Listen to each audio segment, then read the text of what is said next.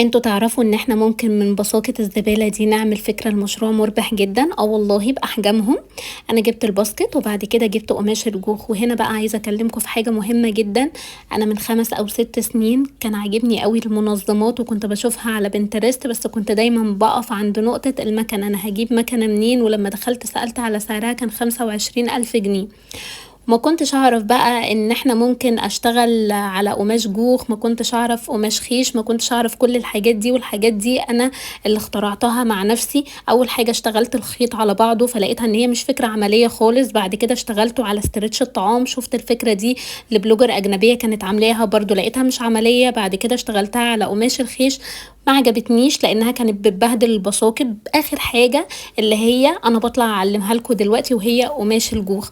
قماش الجوخ عايزه اقول لكم افضل بكتير كمان من المكن. انا بصراحه بشوف ان شغل المكن حلو قوي للشنط، اما بالنسبه لي ما بشوفوش حلو للبساكت ولا الصواني ولا الكسترات، لان بتبقى مرخيه كده. انا بحب الباسكت يبقى ماسك نفسه زي ما هتشوفوا دلوقتي في الفكره اللي احنا بنعملها مع بعض. وما تقلقيش على الباسكت، الباسكت هيفضل نضيف زي ما هو، وكمان البوت هتبقى معانا عمليه وهتعيش معاكي سنين، وكانت جاهزه معانا بالشكل اللي انتوا شايفينه ده. بتتباع في اكبر براندات وسعرها غالي جدا، لا انت تقدري تعمليها. ومش بس كده، هتبقى فكره مشروع. عايزه تعرفي كل التفاصيل؟ ابعتيلنا واسالي على كورس شهر 6 باذن الله.